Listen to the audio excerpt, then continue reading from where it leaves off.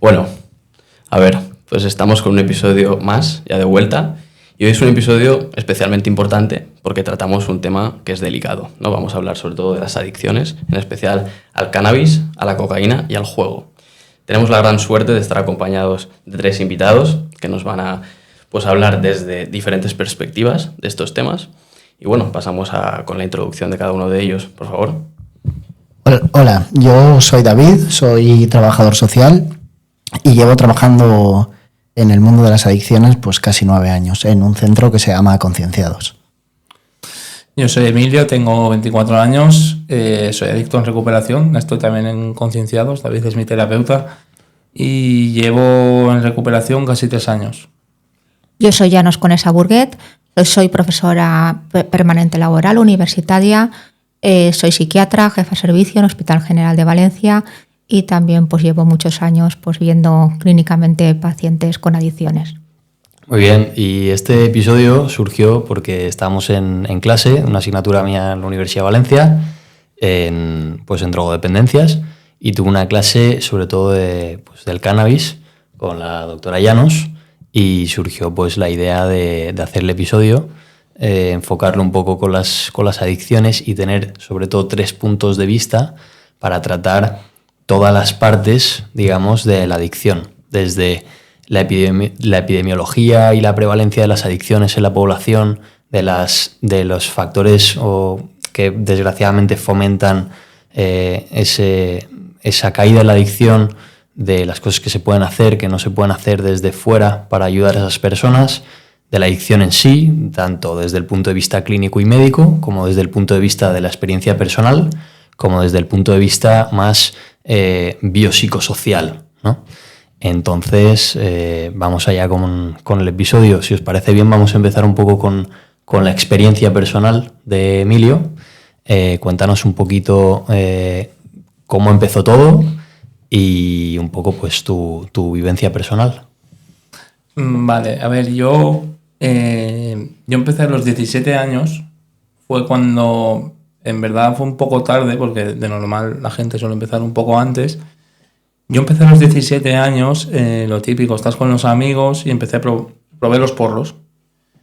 Y nada, lo probé un día, me pegué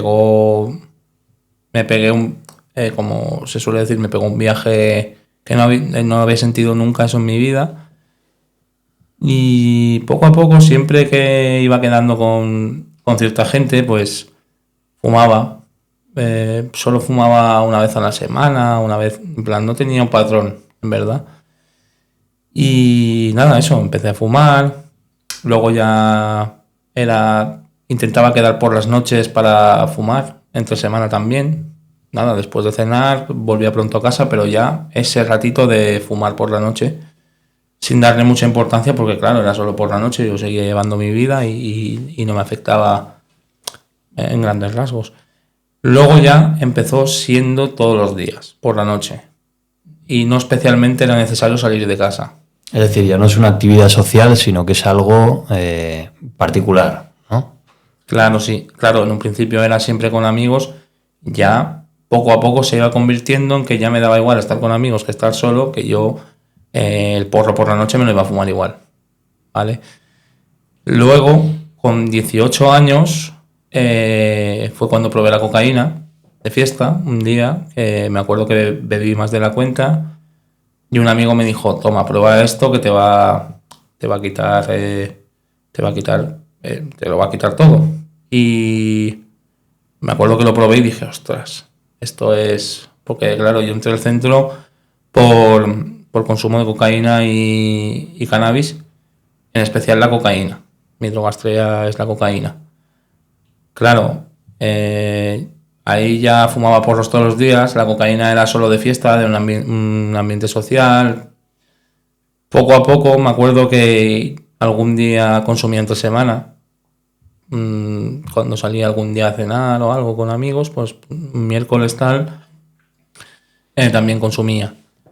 Luego, yo me fui a vivir a Jerez, allí, al salir de casa de mis padres, estar yo solo allí, podía hacer más o menos lo que quisiera, es cuando ya empecé a fumar mucho más, a fumar muchos más porros, y la cocaína, en cuando veía que tenía un día así, que no tenía muchas cosas que hacer, pues yo me pillaba cocaína y consumía, pero ya ni sin salir ni nada, en plan yo solo en casa, viendo la tele, viendo el móvil, consumía yo solo.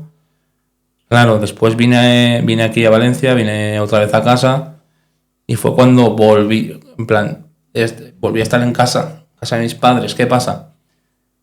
Que ciertas cosas que yo podía hacer allí en Jerez, aquí no, pero yo ya tenía la adicción bastante desarrollada y ya era muy complicado pararlo.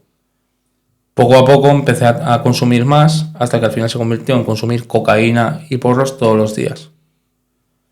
En ese momento tú te das cuenta, echas la vista atrás y dices, ostras, ¿cómo he pasado yo de consumir un porro de vez en cuando a estar consumiendo todos los días marihuana y cocaína? Y es cuando ya ves que estás como en un pozo que no puedes salir y te sientes sin fuerzas de salir. Muy bien, pues vamos a empezar desde el principio.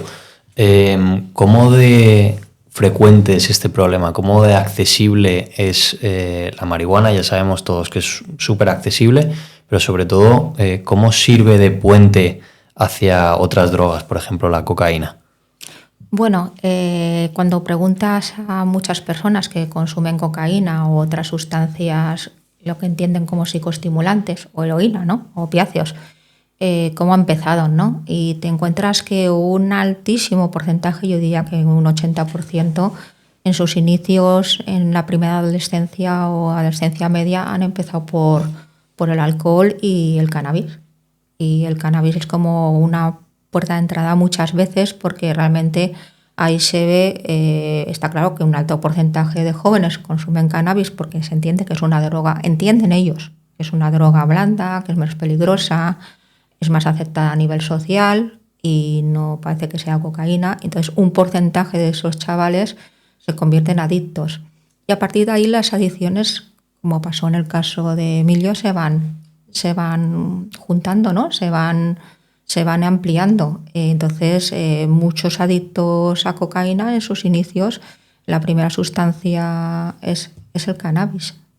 ¿Y qué medidas se toman y qué medidas no se toman a nivel individual en esos primeros momentos? Por ejemplo, supongo que las compañías es lo más importante, ¿no? A la hora de... Claro, perdón. Yo antes de contestarte, sí que quiero subrayar un poco que no hay que minusvalorar el problema de la marihuana, ¿vale? Porque uno de los grandes problemas a nivel social es que muchas veces la marihuana se considera una droga blanda, cuando no hay nada que sustente esa afirmación. Y bueno, en el caso de Emilio, después de la marihuana hubo comportamientos muy problemáticos con la cocaína, pero la marihuana en sí, también tenemos gente en los centros que la marihuana les ha destrozado la vida, ¿vale? Lo digo porque me encuentro casos de personas cuando empiezan los consumos, que lo que es el entorno se muestra favorable o le quita importancia, sobre todo cuando hablamos de edades de consumo tempranas en los que el cerebro todavía se está desarrollando, ¿vale? El consumo de marihuana ya genera un problema.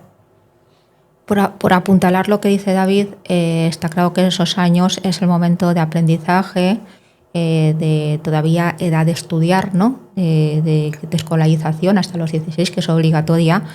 A partir de los 16 a lo mejor ya pueden trabajar, pero los rendimientos cognitivos descienden muchísimo. La apatía, la bulia, la falta de atención, la falta de concentración y luego es una época, pues como dice David, de poda neuronal, ¿no? Donde las neuronas, la parte del cerebro que se utiliza, pues se desarrolla, pero lo que no utilizamos no se desarrolla.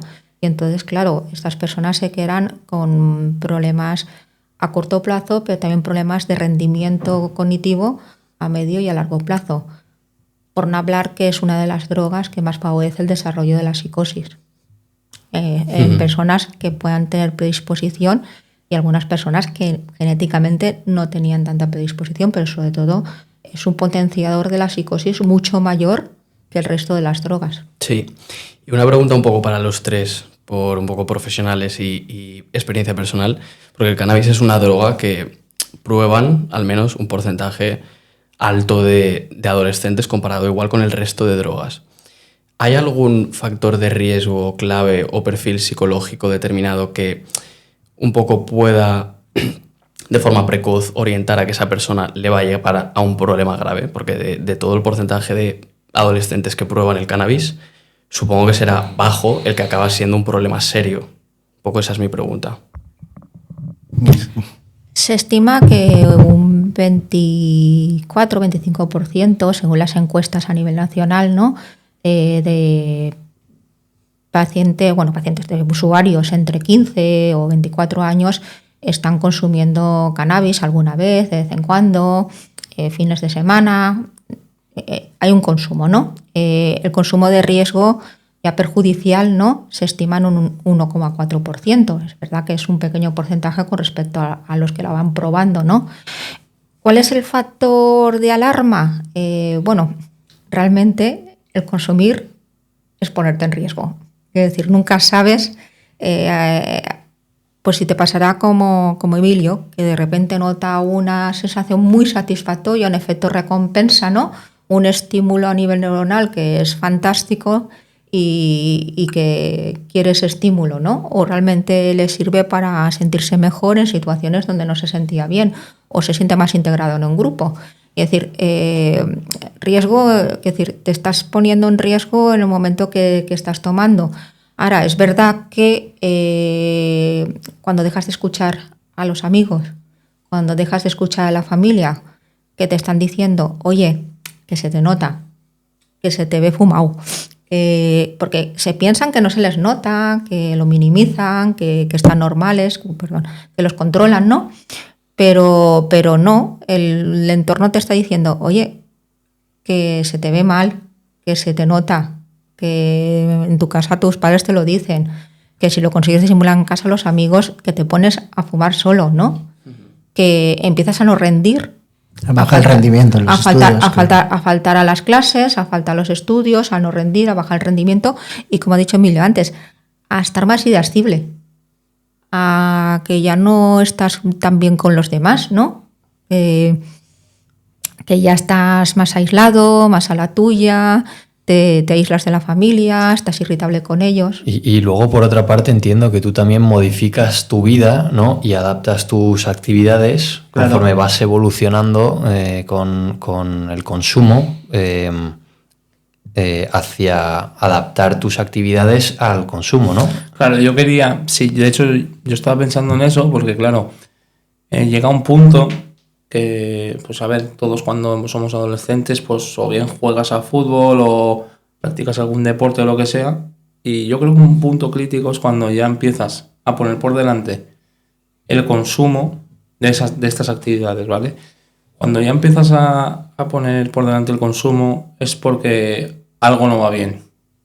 Es porque ya estás en un punto en el que ya estás empezando la adicción ya está empezando a asomar. Por ejemplo, personalmente, ¿puedes poner algún ejemplo de alguna actividad que tú dejaste de hacer o alguna decisión que tú tomaste representativa de esto? Pues, por ejemplo, yo he jugado toda la vida a la pelota valenciana, ¿vale? Yo jugaba y a nivel casi profesional ya. En el momento en el que yo empecé a consumir, poco a poco lo fui dejando, al final lo dejé del todo, y yo llevaba practicando este deporte desde los 5 años o 6. Y lo dejé con 18 cuando llevaba justo un año consumiendo, más o menos un año consumiendo. Quiero decir, al principio no. Al principio, obviamente, a mí me dicen al principio que yo iba a dejar la pelota por el consumo, y yo me hubiera reído de la persona que me lo hubiera dicho. Pero al año te das cuenta de que como que te sobra. Tampoco rindes como antes, porque claro, te afecta a nivel pulmonar y tal. Entonces no rindes, mucha frustración, como claro, los adictos, la tolerancia a la frustración que tenemos es 0. Entonces, como ya no puedo rendir a lo que yo quiero rendir, mejor lo aparto y ya está. ¿Dónde te refugias? Te refugias en las drogas y obviamente consumes más para tapar esa sensación de frustración que tienes. Es que te cambia la escala de valores completamente. Claro. El problema viene por ahí. Yo, escuchando ahora a la doctora, me acordaba que una cosa que les digo yo siempre: consumir marihuana es jugar a un juego que no puedes ganar. O empatas, si todo va muy bien, empatas o pierdes. Porque te roba, pues en este caso a Emilio le robó el deporte, hay gente que le roba los estudios y le roban hasta la familia. O sea, te cambia la escala de valores completamente. Claro, en mi caso los estudios también me los robó. Yo estaba sacando muy buenas notas en la ESO y me dejé la ESO sin terminar. En cuarto de la ESO con todo aprobado. Me lo dejé porque dije que no quería estudiar más, que no quería estudiar más. Le pegué una manipulada a mis padres importante porque también somos expertos manipuladores y dejé los estudios. Y ahora, a día de hoy, sí, estoy estudiando otra vez y lo que pienso es, pues eso, al final te arrepientes y ves todo el daño que te ha hecho la adicción, incluso antes de consumir, porque yo cuando hice eso no consumía, pero la adicción estaba ahí. Esos rasgos personales ligados a la adicción estaban ahí. Esos rasgos me interesan mucho. Eso que comentas de la manipulación, de qué formas el adicto lo esconde de su familia y también de sí mismo, de el reconocer el problema y ocultárselo a los demás. De alguna manera, sobre todo lo que llama mucho la atención es que el adicto se hace totalmente indiferente a lo que pasa a su alrededor. Entonces, ellos deja de importarte las cosas, deja de importarte los estudios, aparte que cognitivamente, como se hablaba antes, atención de concentración, deja de importarte las personas que tienes a tu alrededor, deja de importarte posibles enfados familiares ante cambios de horarios, ante abandono de actividades, ¿no? Como que todo deja de importar, incluso al ser descubierto, deja de importarte el sufrimiento familiar. Te haces frío, te haces muy psicópata. Y luego cuando esa persona se desintoxica, es que es otra persona totalmente distinta.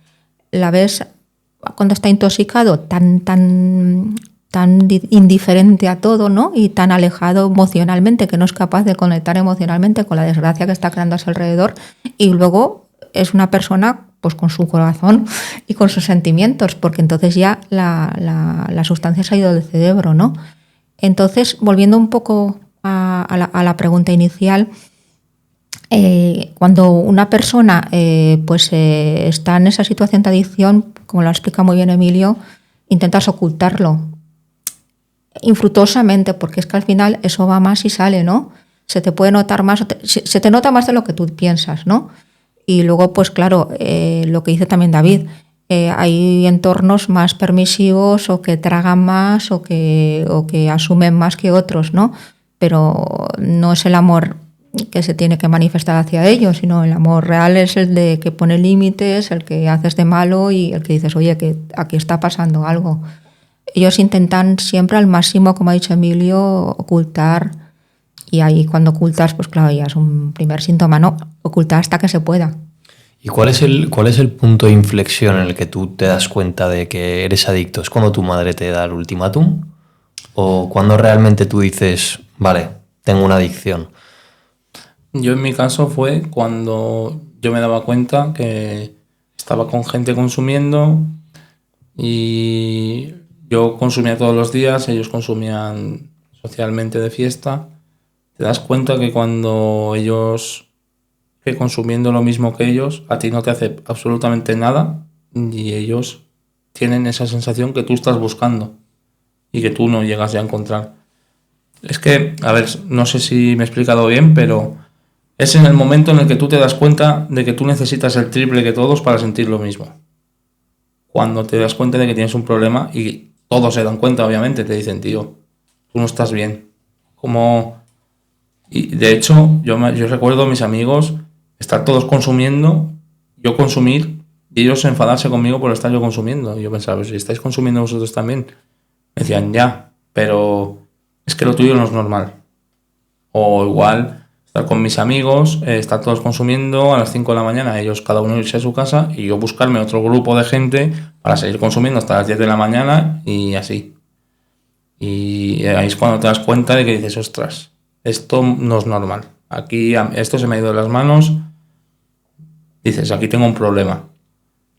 Y ahí es cuando entra lo que yo he comentado antes de que dices, ostras, tú eres consciente de que tú necesitas ayuda profesional para salir de ahí, que tú solo no puedes. Cuando estás en ese punto te das cuenta de que no puedes.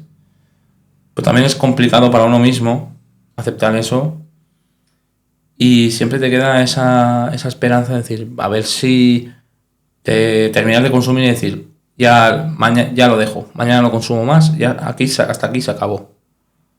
Pero es que te das cuenta de que al día siguiente te despiertas y te vuelves a autoengañar para volver a consumir, hasta que al final mi madre, como ha comentado Llanos, pues me hizo un acto de amor duro, porque me lo dejó claro, me dijo, o te ingresas y haces recuperación y cambias toda tu vida, o aquí en casa no puedes seguir y lo siento, pero prefiero perderte a no perder a mi otro hijo, a mi marido, porque me iba a llevar por delante a todo mi entorno familiar.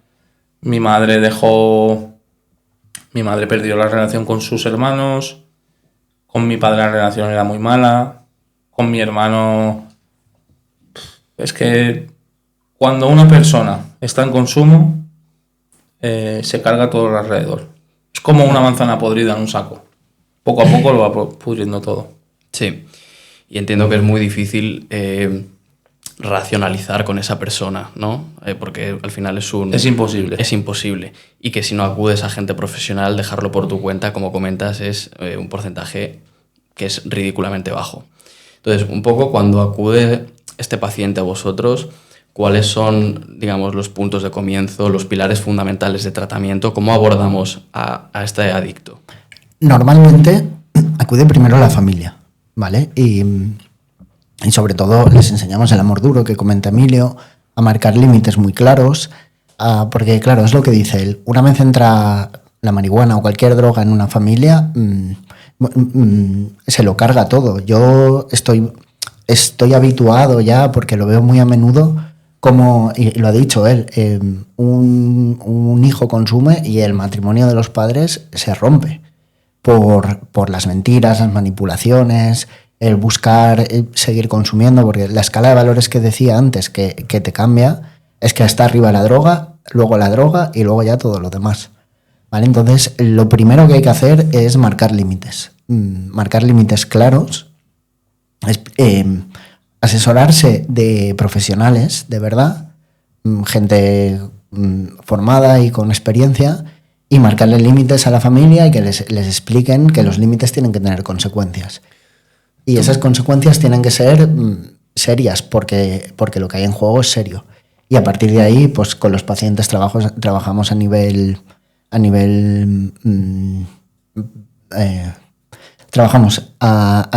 psicológico, a nivel conductual, a nivel racional, con apoyo de medicación muchas veces, que es necesario durante un tiempo. Al final es un tratamiento integral.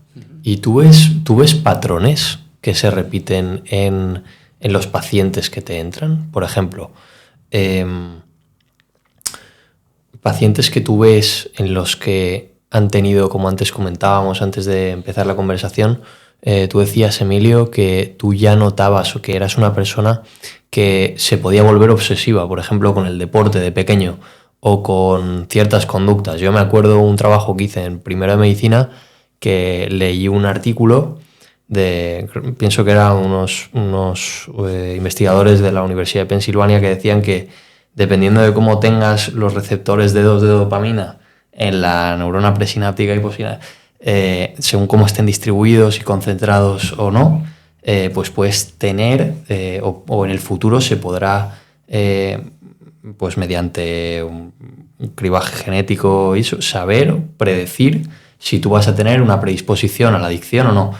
Hay, digamos, patrones que se ven no únicamente en este ámbito de genético, sino familiar, que se repitan y que se vean constantemente. Por ejemplo, pues padres que o bien por trabajo o bien por otras obligaciones o bien por tema económico o bien por cualquier factor no están, digamos, encima de sus hijos, o simplemente los hijos crecen y toman... Bueno, desde mi punto de vista no es tan sencillo, porque, claro, en la adicción, desde el principio, bueno, todos sabemos que es una enfermedad mental. Lo que pasa es que es multifactorial, entonces sí que hay un factor genético, biológico, que un indicador claro que nos pasa en los centros es que la mayoría de pacientes tienen algún familiar que ya ha tenido una adicción, se haya puesto en tratamiento o no.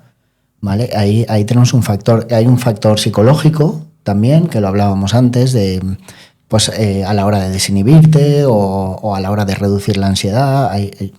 Esos factores están ahí, y luego hay un factor social.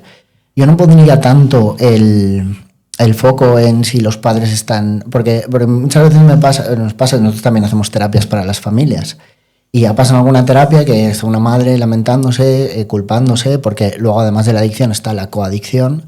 Me siento muy culpable porque yo he tenido mucho trabajo, no he podido estar encima, y luego salió otra madre diciendo, pues yo me siento muy culpable porque pienso que mi hijo es adicto porque he estado demasiado encima. Entonces, no podemos dar unas pautas. Ahí es donde quería llegar.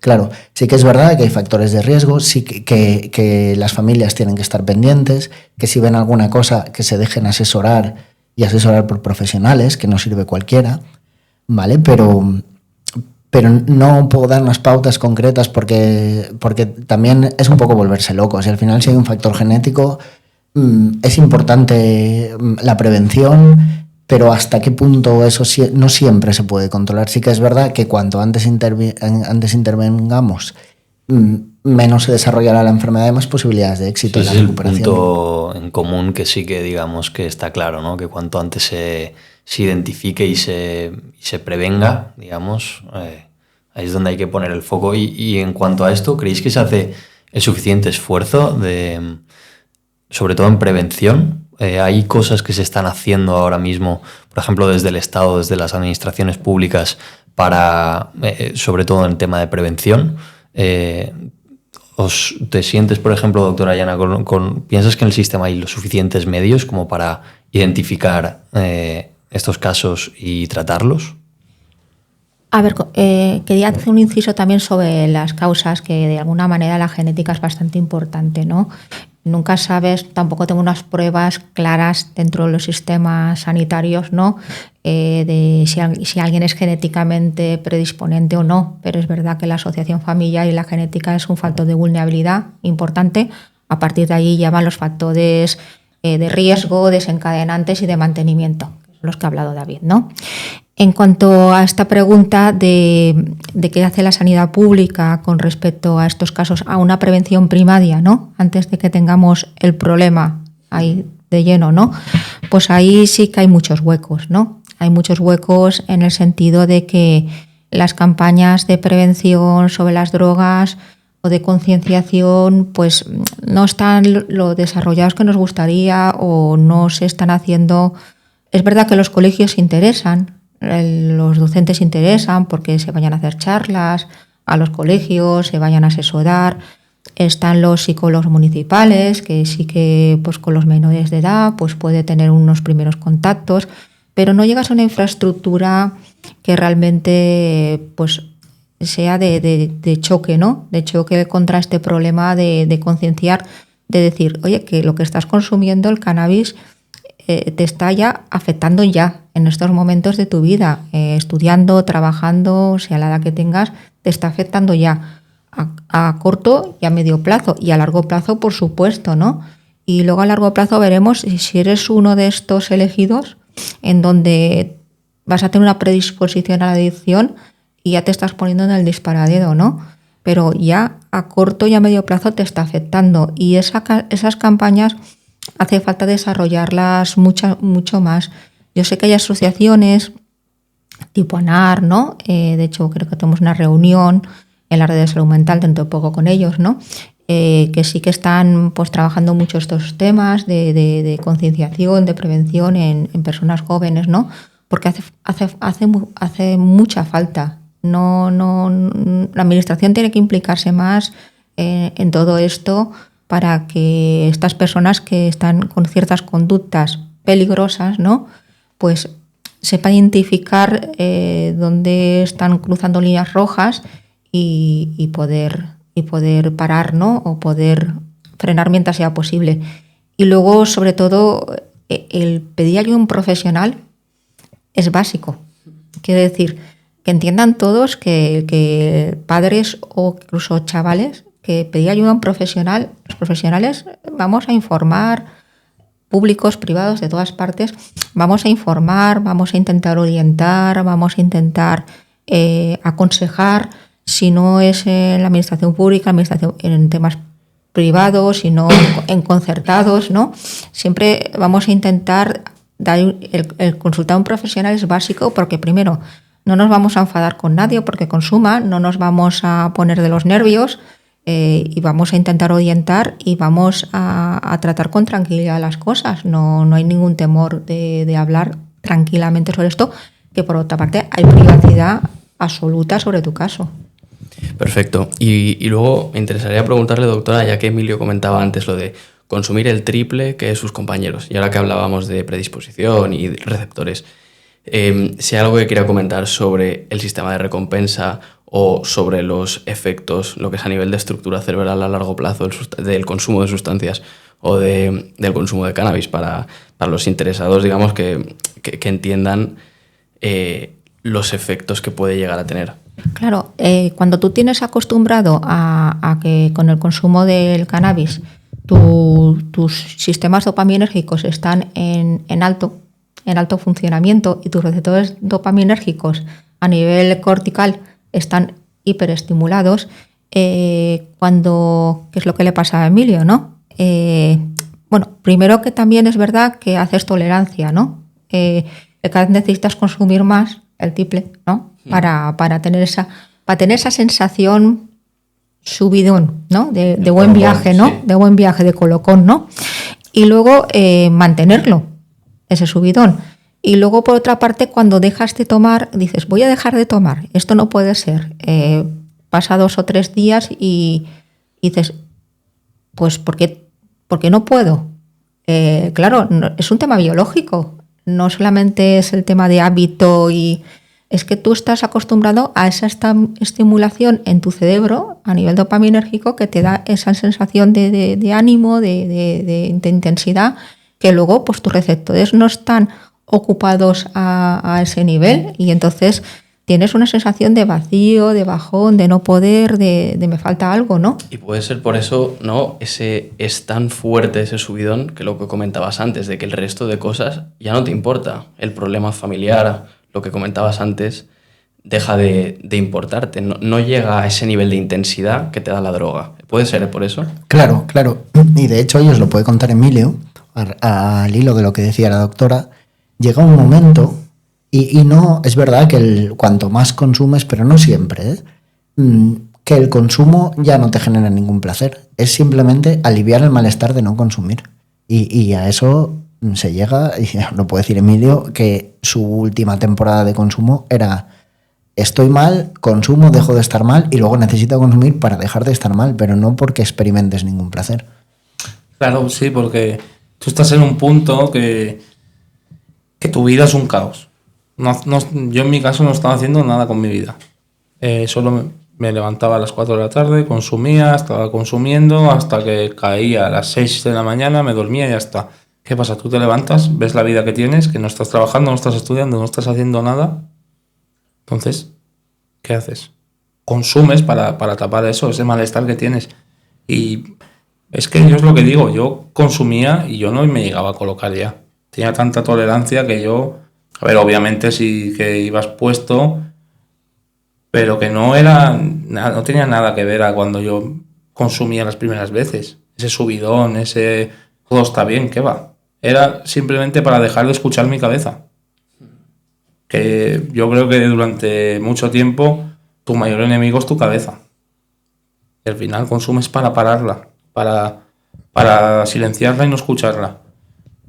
Y eso. Perfecto. Más que nada por eso. Se produce un aumento Sí. de la irritabilidad, se produce un aumento del nerviosismo. A nivel glutamático hay una disregulación también en la neurotransmisión, ¿no? Y entonces el consumidor está pues muy deficioso, muy inquieto, muy nervioso, con una sensación muy disfórica de ánimo, ¿no? Es lo que intentas tratar cuando pones un tratamiento, que no hay un tratamiento sustitutivo, está claro, ¿no?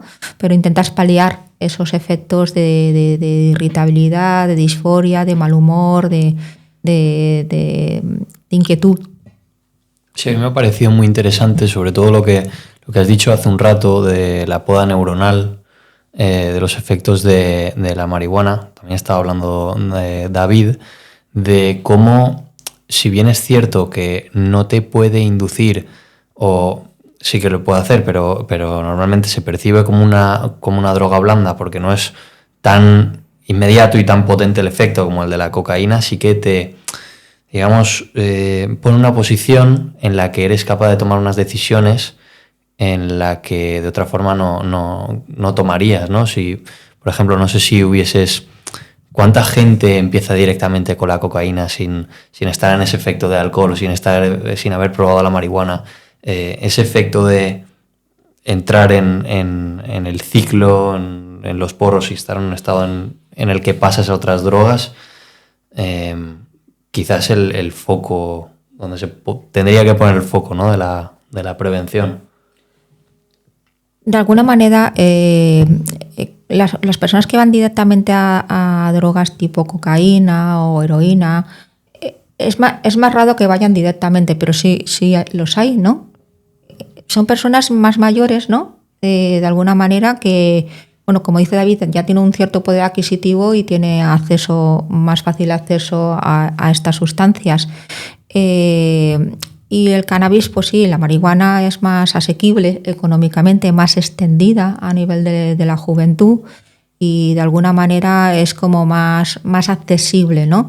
El famoso título de droga blanda, creo que hasta los profesionales de hace 30 años andaban muy equivocados, ¿no? Por entender que podía ser una droga más inocua. Es a partir del año 2000 cuando empiezan los estudios a hablar de mutaciones a nivel genético, a nivel cromosómico, porque produce algunas mutaciones en alelos de los cromosomas, ¿no?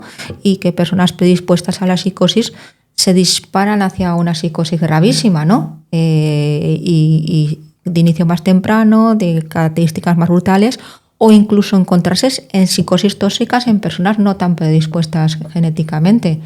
Entonces, y luego resulta que es mucho más disparador que de la psicosis o de problemas mentales que la cocaína o que la heroína. ¿Y cómo puede ser que, siendo esto cierto, mucha gente pueda justificar que realmente es legal en muchos países y que se está planteando como terapia para, por ejemplo... Enfermedades físicas. Exactamente. A ver, muchos países... algunos países de Estados Unidos, ¿no? Los Estados Unidos, algunas zonas de Estados Unidos plantean que si el consumo se legaliza, aquí en España también se ha planteado muchas veces, que si el consumo se legaliza, todo el riesgo asociado a conseguir la sustancia, ¿no? El estar en sitios marginales, con camellos, en crearte deudas, en meterte en líos, ¿no? Pues entonces, de alguna manera, pues estás menos marginado, incurres en menos riesgos, en menos delitos, en menos robos, en menos hurtos y de alguna manera, pues siempre es como mejor. Pero claro, está demostrado que sí, tú legalizas para minimizar riesgos, pero también duplicas el consumo, quiere decir que facilitas el consumo. Entonces, claro...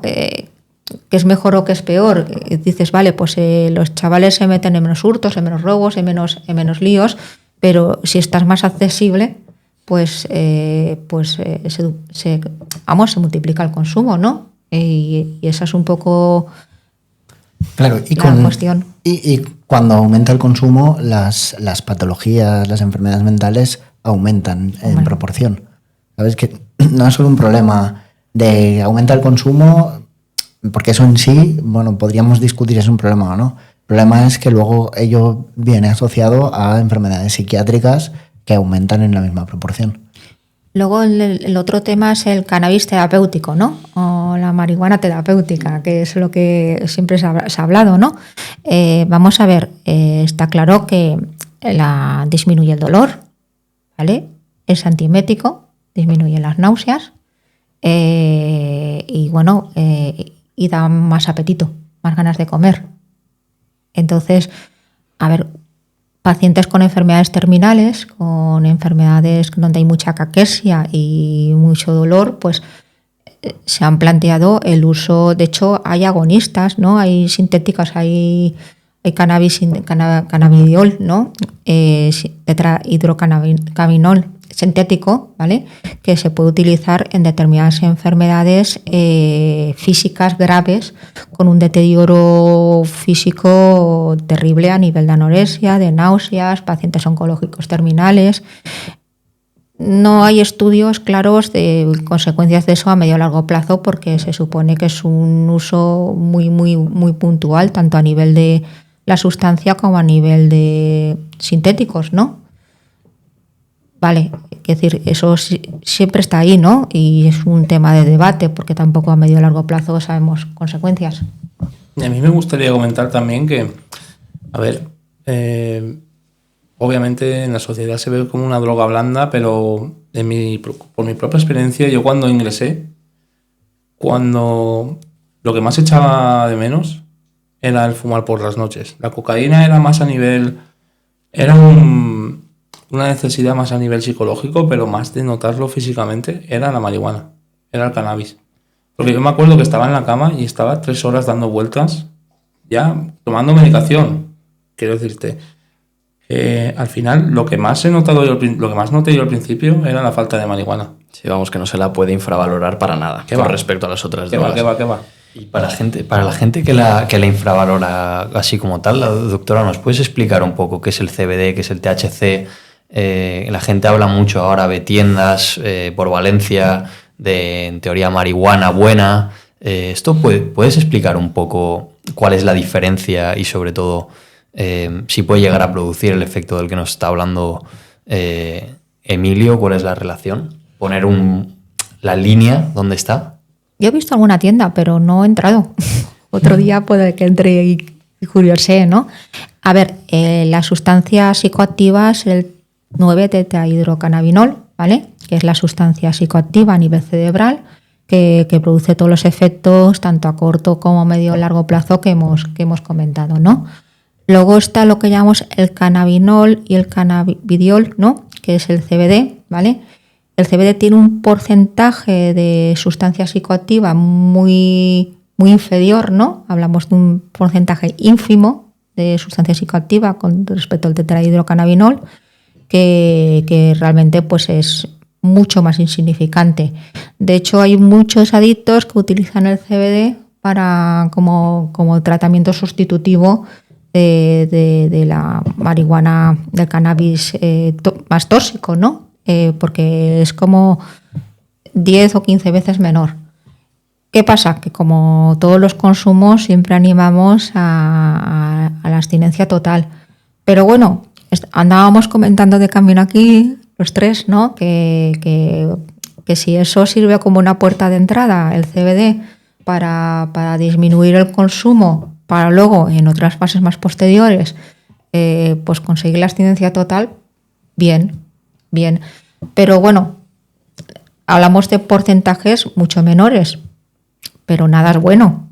Quiere decir, es mucho menos malo, pero tampoco es bueno. Quiere decir, pero si es una vía para tú mejorarte, a mí me gustaría Sí. añadir, porque claro, yo creo que el 90%, no sé, casi todos los consumidores de cannabis en algún momento hemos intentado dejar la marihuana con el THC y sustituirlo por el CBD.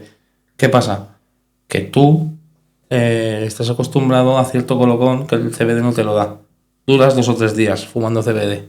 Alguna gente sí que dura más, pero al final Si tú eres adicto, al final lo que buscas fumándote un porro no es esa asociación de liarlo y estas cosas como te venden muchas veces, sino tú lo que buscas es el colocón del THC. ¿Qué pasa?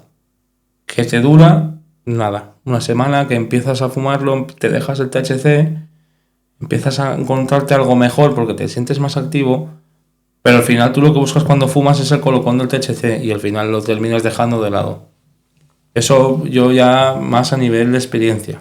¿Y qué le dirías también? Porque antes me has contado una cosa, o nos has contado una cosa que me ha sorprendido mucho, que es cuando decías que ingresas en el centro, que ahora nos contaréis cómo es todo el proceso, pero ingresas en el centro y digamos que los primeros días ves la cosa muy bien, ¿no?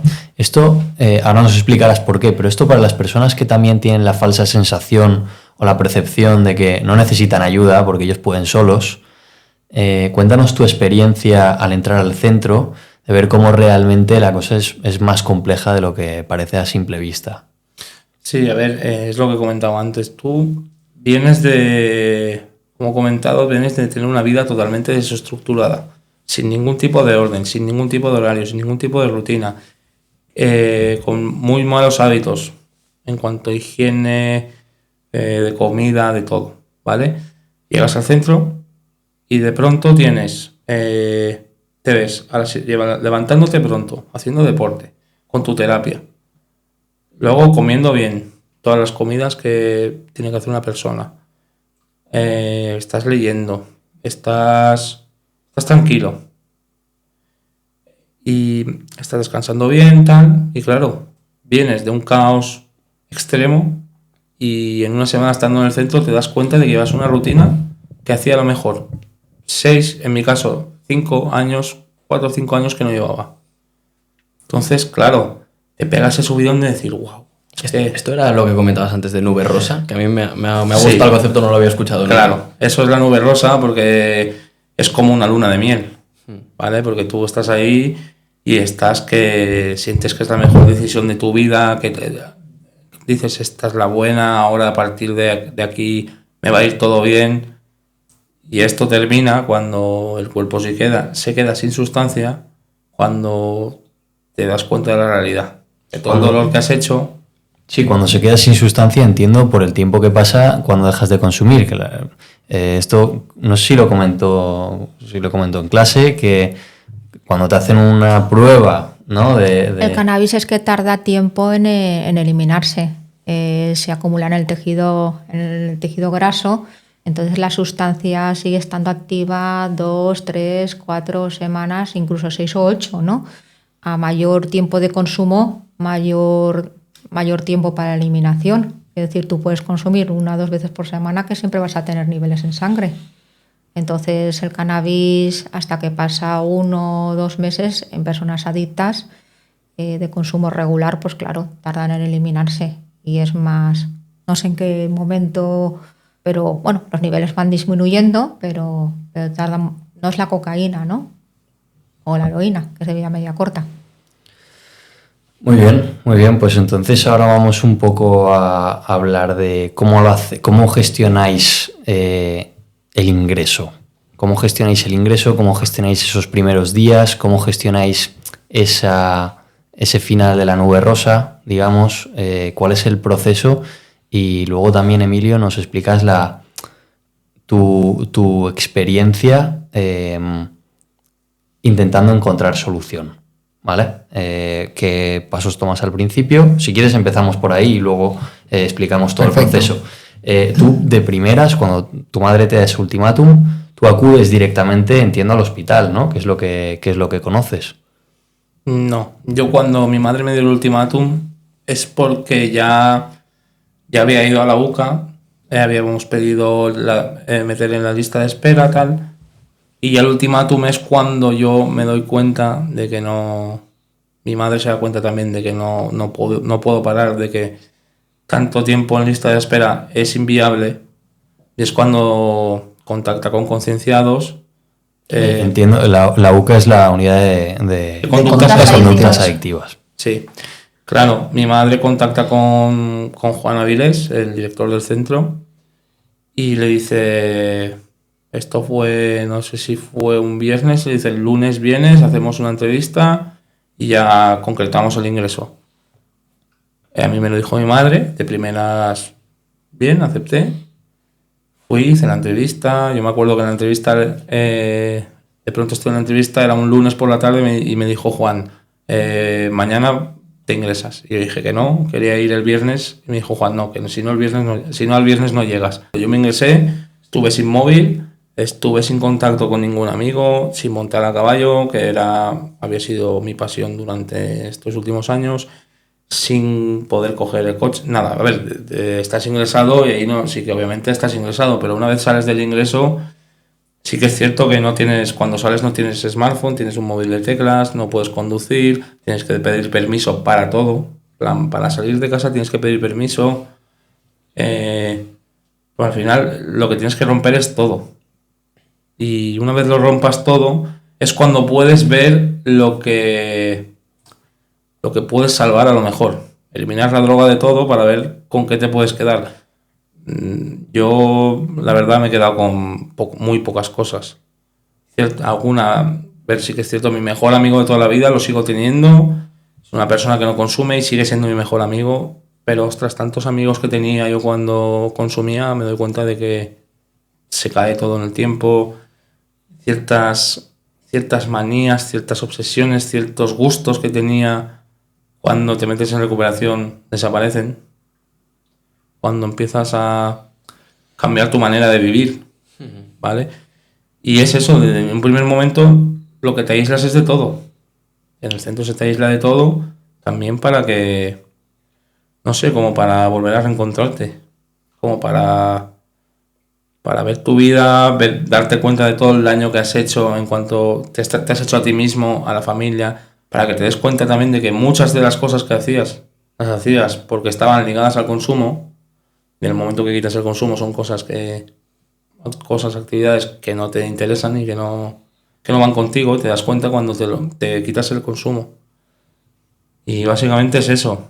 Y sí que es cierto que al principio esas renuncias cuestan mucho, pero te das cuenta cuando puedes volver a meter alguna actividad en tu vida de lo contaminado que está por la droga, de la idealización que tienes de ciertas cosas. Yo, por ejemplo, me acuerdo que con el tema de montar a caballo, yo he sido muy insistente durante el tratamiento. Estuve un año y medio sin poder ver a mi caballo. Lo tenía muy idealizado. En el momento que fui la primera vez, me di cuenta de que tenía una idealización brutal. Porque fui, me gustó, lo disfruté. De hecho, sigo yendo, lo disfruto. Pero no es lo que yo pensaba mientras tenía esa renuncia. Mientras yo no iba, yo pensaba que era eso, que era la hostia, que era lo mejor que podía hacer, que era mi vida, era mi pasión. Luego fui y me di cuenta que sí, me gusta, lo disfruto. Pero que no es para tanto. También eso está muy condicionado por la enfermedad. Al final, la enfermedad sabe que estando allí, donde yo montaba a caballo, donde yo me he drogado 1000 veces, estoy más cerca de consumir que en Valencia, en el piso terapéutico. Claro. Supongo que este trabajo de introspección es gran parte de la terapia. Si quieres nos puedes resolver un poco las dudas que te planteaba antes Luis, de cuando llega el trabajo de ¿qué hacéis vosotros desde el principio con los pacientes? Claro, ahora escuchando a Emilio, lo que hay que tener claro es que, bueno, de hecho hemos hablado durante esta conversación de patrones y tal, pero lo que sí que tenemos claro es que cada enfermo cada adicto es una persona y hay que adaptar el proceso a cada uno de ellos. En el caso de Emilio, por ejemplo, él sí que ha tenido, dentro de todo, ha tenido la suerte que podía parar, podía hacer un ingreso. Hay gente que no y nos tenemos que adaptar, ¿vale? O hay gente que puede hacer y luego él, después del ingreso, podía hacer un piso terapéutico, un centro de día, estar un tiempo haciendo todo este trabajo que ahora se nota cuando habla. Hay personas que están trabajando, que por sus circunstancias, porque son padres, por lo que sea, hay que adaptarse al proceso, o sea, hay que adaptarse a la situación de cada uno, ¿vale? Entonces, lo que sí que está claro es lo que tú decías, que hay líneas rojas, que quizá muchas veces determinadas amistades, por lo menos durante un tiempo tienes que salir de ahí. no tanto porque tus amigos también consuman, sino porque esa relación está muy condicionada por la droga. Siempre recomendamos, si es posible, hacer un parón en el trabajo, pero no siempre se puede, ¿vale? Entonces, nosotros tenemos lo que es el ingreso que está explicando Emilio. Luego también hay personas que por sus circunstancias sí que pueden parar, pero no se pueden ingresar, entonces, bueno, pues pueden hacer un centro de día, ¿vale? Que es acudir todos los días por la mañana, hacer deporte, hacer la terapia, luego las pautas que recomendamos. ¿Y cuánto tiempo? Pues bueno, vuelvo a decir, depende de cada caso. Cuanto más tiempo puedas hacer este trabajo y más puedas aprender de cómo funciona tu enfermedad, pues bueno, más garantías de éxito vas a tener a largo plazo. Vale, yo un poco mi tema estrella, que ya lo había hablado con Ricky, y supongo que, bueno, ya tengo un poco la respuesta, ¿no? Con todo lo que me has dicho, pero así para acabar de concretar, si tú tienes un amigo, o sea, como amigo o como hermano o como familiar o como... ¿Hay algo o qué recomiendas hacer? Supongo que ese amor duro, ¿no? Pero hay cosas que quizá en todos los casos o en la mayoría de los casos sea recomendable hacer o no hacer cuando eres un amigo, por ejemplo, que pues comparte relación con una persona que desgraciadamente está en ese punto o está entrando. ¿Qué cosas sí o sí son recomendables desde vuestro punto de vista? Para mí depende mucho del grado de desarrollo de la enfermedad. Lo que sí que tengo claro es cuando tú empiezas a ver, como decía Emilio, ¿no? Que tus amigos, o sea, tú ves a un amigo y dices, ostras, aquí hay cosas que no me gustan, que no me suenan bien, incluso a veces no puedo ni explicar por qué. Lo mínimo que te debes a ti mismo es no ser cómplice de su autodestrucción, ¿vale? A partir de ahí, siempre que acepte que puedas hablar con él, y si no, lo acaba de decir él también, su mejor amigo un momento que se apartó. ¿Por qué? Porque le dolía ver a su amigo pasándolo mal y dejárselo claro. Es decir, yo no voy a ser cómplice de tu autodestrucción, no quiero estar ahí. Cuando quieras salir de ahí, aquí estoy. Entiendo que es duro porque no es fácil y además tienes que dar por hecho que la otra persona no lo va a entender, que a veces sí, pero tienes que contar con que no lo va a entender. Y sobre todo esto es la mejor ayuda que le puedes hacer a largo plazo, además de, como decíamos antes, pues si es necesario acudir a un profesional, asesorarte, porque claro, es lo que decía, cada caso concreto necesita una intervención concreta. Entonces, cuando tú hablas con un profesional con experiencia, le explicas la situación, te podemos asesorar de una manera mucho más concreta en este comportamiento o esta actitud es problemática, no la aceptes, márcale límites, todo este tipo de cosas. Perfecto. Me ha resultado interesante antes cuando hablabas de poner la vida en orden, lo que comentabas de los horarios y el deporte. De alguna forma, si yo tengo una obsesión con alguna cosa, una adicción a algo como las sustancias, es, digamos, una opción cambiar esa adicción por otra más sana, es decir, adicción u obsesión con, por ejemplo, alguien que veas casos de era adicto al cannabis y su obsesión con el deporte le ha conseguido ayudar con eso, ¿no? No. A ver, el deporte ayuda siempre y cuando se haga de una manera pautada y de una manera sana. Adictos al deporte también. Sobre todo porque no hay, o por lo menos como lo tenemos planteado nosotros, no hay adictos a algo. Hay personas adictas y personas que no son adictas. ¿Vale? Entonces, ¿cuál es el problema? No es solo que tú consumas y eso te lleve a otras conductas, es que eso mismo está pasando por encima de tus valores, de tu persona y de tu familia. Entonces, te puede pasar lo mismo con sustancias como con conductas, y con el deporte pasa. De hecho, a mí me pasa, a veces me hace gracia cuando viene alguna familia y me dice, hacen deporte. Bueno, pues por lo menos que se enganche al deporte.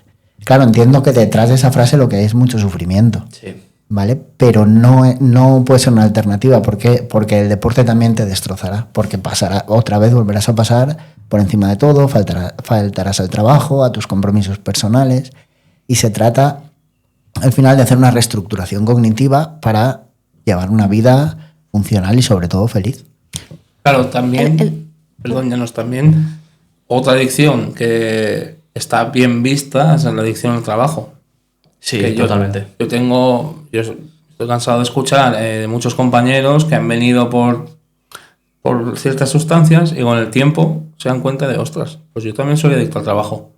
Porque igual no estaban consumiendo, pero estaban trabajando 16 horas al día. ¿Qué pasa? Que eso está muy bien visto. Es una persona muy trabajadora. Mira cuánto dinero gana, mira qué tal. Pero se está destruyendo igual. Totalmente, sí, sí. Y en cuanto al deporte también yo creo que la palabra que es esa necesidad. Si tú tienes cierta necesidad de hacer deporte, de hacer cierto entrenamiento o cierta necesidad de trabajar de cierta manera o de hacer esto porque es que lo tengo que hacer ya y es que lo tengo que hacer ya. Sino porque el vacío es igual, ¿no? Claro. Es necesidad de hacer algo para cubrir ese vacío. Claro. Claro. Es no gestionar emocionalmente y buscar una huida.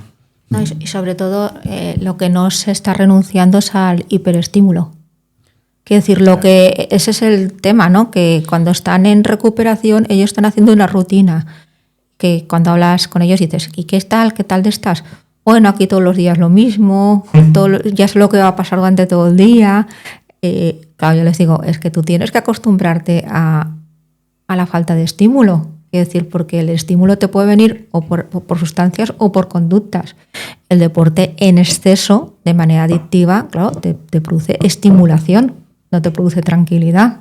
Te está activando las endorfinas, ¿no? Y te está estimulando. Entonces, el cambio que tienes que hacer psicológicamente, cognitivamente y emocionalmente es decir, tengo que pasar el día sin hiperestimularme, de ninguna manera. Sí, pues me voy a desviar un poco de lo que era la conversación principal, pero es que me ha llamado mucho ya la atención lo de la hiperestimulación. Por tocar, aunque sea brevemente, hoy en día, con lo que se comenta todos los días de las redes sociales, los dispositivos móviles, los vídeos cortos, esta hiperestimulación está en más auge que nunca, ¿no? Porque esto de pasar el día sin esa hiperestimulación, creo que no lo hace nadie, o muy poca gente. Los adictos en recuperación, cuando salen del ingreso, que lo ha comentado Emilio, muchas veces, siempre que se puede, llevan un teléfono de teclas de los antiguos. ¿Por qué? Para evitar este tipo de hiperestimulación. Claro, porque es que va sustituyendo.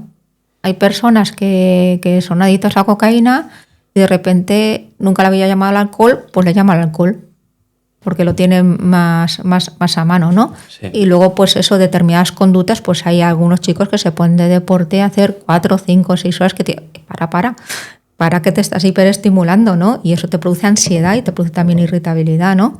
Entonces, de alguna manera, pues eso se va buscando. Y luego con las redes sociales, pues bueno, las redes sociales están prohibidísimas. Están prohibidísimas, que luego en el futuro es obvio que las tendrás que volver a retomar, pero de una manera cuando estés ya deshabituado, mucho más recuperado y las puedas gestionar. Pero en principio lo que no puedes es estar todo el día dando el que te pego al móvil. O estar dando el que te pego a TikTok, o tienes que hacer una renuncia a todo tipo de estímulos.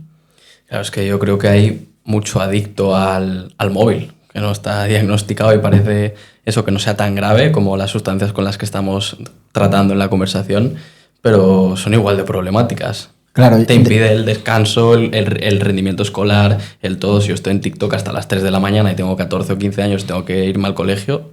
Exacto, de hecho, cuando hablamos antes de la prevención, ¿no? Yo, alguna charla que hemos ido a algún colegio, a los chicos, a los chavales se lo decimos. Tú eres capaz de dejar el móvil, no sé, a las 9:30, a las 10 de la noche y no cogerlo hasta la mañana siguiente. Ahí, si no eres capaz de hacer esto, ahí tienes un factor de riesgo clarísimo, te guste o no, lo quieras ver o no. Y esto los padres también es importante que lo sepan. Claro, de hecho, las últimas charlas que yo fui con Neus, yo me acuerdo que ella, es una psicóloga del centro, pasaba un cuestionario a los alumnos de horas de uso del móvil. Y es que todos los alumnos, todos sin excepción, tenían un uso problemático del teléfono. Y claro, eso te das cuenta de que eso iba ligado a la adicción. Y tienen síndrome de abstinencia también, cuando te quedas sin batería. cuando se quedan sin batería, ella lo dijo, me acuerdo que lo comentábamos en la charla, les decía, ¿qué os pasa cuando os quedáis sin batería y no tenéis dónde cargarlo? Y al final eso es un síndrome de abstinencia clarísimo. Esa ansiedad, esa necesidad de... Irritabilidad, incluso. Claro, esa frustración, eso es el mono. Comúnmente, como se llama comúnmente, es el mono, es la abstinencia. Sí, es el mono y es también la vía de escape, ¿no? Porque en cualquier momento que no tienes estímulo, lo que hacemos hoy en día, desgraciadamente, todos es sacar el móvil. Una sala de espera, ¿cuánta gente simplemente espera? ¿No? Estás con tu móvil. Sí, es cierto. Yo además quiero decir que no me parece que las redes sociales sean malas, el móvil sea malo, al contrario, a mí por lo menos me ha facilitado la vida. Sí. Pero sí que es verdad que hay que estar atentos y hacer un uso correcto para que eso que en principio es positivo no se convierta en un uso perjudicial. Tenéis una compañera de la facultad que está haciendo un trabajo de fin de grado sobre el uso de redes sociales y psicopatología. Creo que os pasaría la encuesta a vosotros también, ¿no? Sí, yo lo hice en clase. Sí. La hicisteis, ¿no? Entonces, bueno, está haciendo su TFG y, bueno, ahora estamos con el análisis estadístico y hemos empezado ahora y supongo que en X tiempo tendrá resultados, ¿no? Cuando tenga esa lectura, pues ya os informaremos de cómo está saliendo, pero Vais a realmente hacer otro episodio a contarnos. es un campo bastante interesante y que da mucho que hablar. La gente está preocupada, evidentemente. También no está ayudando mucho el hecho de las iPads en los colegios y Claro. que sustituya a los libros.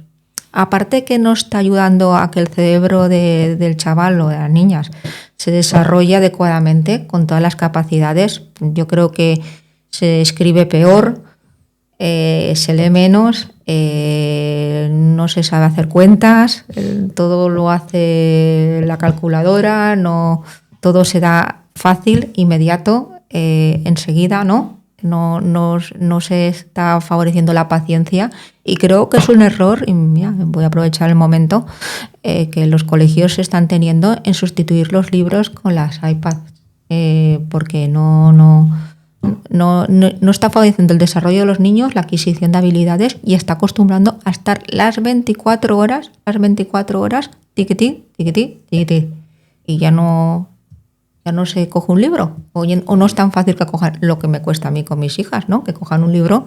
Ahora es importante, ¿no? Cuando antes coger un cuento, cuando no están todo el día con el iPad, era mucho más fácil. Claro, es lo que comentabas de que es una herramienta súper útil, ¿no? Pero en qué momento es un problema y lo fácil que es que pase a ser un problema. Yo justo viví la época en la que algunos colegios pasaban a iPad y otros nos quedamos en libros. Me sentí muy afortunado porque a mí me gustaba el libro, pero sí que entiendo que es un debate complicado de tener ahora mismo. Y bueno, volviendo a la conversación que estábamos teniendo y que ha respondido David, de esas apoyo familiar, apoyo de amigos o algo, ¿hay algo, Emilio, que quieras destacar, que sea útil o lo contrario? Algo que haga la gente cuando ven que tienes un problema, que a ti lo que hace es, digamos, encenderte más de alguna forma. A ver, claro, es que esto tiene dos partes. Una cosa es que a ti te encienda y otra cosa es que a ti te vaya bien. Porque yo recuerdo cuando yo estaba consumiendo que a mis amigos se enfadaban, se cabreaban, yo me encendía. Pero ahora me doy cuenta de que en parte estaban haciendo lo correcto. Porque me querían parar, que no podían obviamente, pero ellos intentaban frenarme, intentaban pararme, intentaban hacerme ver que tenía un problema. Claro, en el momento a ti eso te jode mucho, no quieres verlo, pero claro, ahora te das cuenta de que en verdad estaban haciendo lo que mejor podían hacer por ti. En ese momento piensas que te quieren joder y que te quieren, que no te quieren como eres, que tal, pero en verdad lo que quieren es verte como realmente eres. Sí. ¿Vale? También yo creo que algo muy importante es comunicarse con la persona que esté en consumo de una manera tranquila, sin alterarte, que vean que tienen un apoyo contigo. Obviamente, muchas veces ese apoyo, yo por ejemplo lo pienso y yo pues si alguien se ha comunicado así conmigo pues lo he manipulado y tal. Pero no sé, yo creo que es muy importante que te muestres colaborativo con él, con él o con ella, con esa persona que esté con la adicción. Y que vea que te puede pedir ayuda cuando quiera, que vas a estar para ayudarle. Eso es muy importante, creo yo. Sí. Porque en el momento que tú te muestres más, no tan asertivo, de una manera más tajante, es como que creas una barrera, ¿vale? Entonces, si tú creas una barrera, al final lo que estoy haciendo yo es alejarme más de ti. No estoy consiguiendo lo contrario de lo que yo quería. Claro, tú necesitas apoyo. Claro, necesitas apoyo. Obviamente, como han dicho David y Llanos, de una manera, amor duro. Dando amor duro con límites, con consecuencias innegociables. Consecuencias y límites innegociables. Esto es así y es así. Si quieres lo coges y si no, pues lo siento, pero yo te puedo ayudar de esta manera y es así y punto. Si quieres lo coges, si no, mira a ver. Y yo creo que eso y obviamente importante buscar ayuda de profesionales cualificados, porque también en internet está lleno de gente que... De gurús, ¿no? Sí, de gurús, de mentores y todas estas cosas, que en verdad eso no tienen ningún tipo de formación. Es que hay que huir de los aficionados a ser profesionales, ¿no? De coach, de consejeros, de... A ver, esto es una enfermedad muy seria y muy compleja que, como hemos hablado, se trata a nivel muy multiprofesional, ¿no? No se trata de que yo vas a venir, que yo tengo una consulta donde aconsejo a la gente, ¿no? Cómo tiene que hacer las cosas. Es una enfermedad que afecta al cerebro y que te cambia completamente la vida. Y cuando hablamos de profesionales, son profesionales de la salud mental, profesionales médicos, profesionales de centros de adicciones que están trabajando seriamente con una experiencia detrás y con unos estudios que dan fe de su valía y una experiencia clínica, ¿no? Es que además la base del tratamiento son las terapias grupales, en las que es verdad que hay un profesional que dirige la sesión, pero porque un adicto, además, sobre todo cuando llegan a los centros, vienen de haberlo pasado muy mal, de haber pasado por muchos psicólogos, psiquiatras. Entonces tienen una capacidad de manipularse a ellos mismos que lo trasladan al profesional. Claro, si tú estás en una sala con 10, 15 personas igual que tú, cuando tú expresas algo, cualquier autoengaño que estés expresando y que quieras engañar a alguien, a los que son como tú no les vas a poder engañar. Entonces, es importante también tener en cuenta esto, que luego es verdad que hay otro tipo de situaciones que se pueden trabajar en terapias individuales, pero la base del tratamiento son las terapias grupales. Y para eso es muy importante, profesionales cualificados que sepan dirigir ese tipo de sesiones. Claro, también porque tú, las primeras veces que te sientas en una sala de terapia con una terapia grupal, te das cuenta, de hecho, como que alucinas un poco con que está contando algo una persona y te das cuenta de que a ti te ha pasado igual, te ha pasado lo mismo, igual con tu historia de vida, pero dices, ostras, eso me ha pasado a mí, pero es que al de al lado también le ha pasado.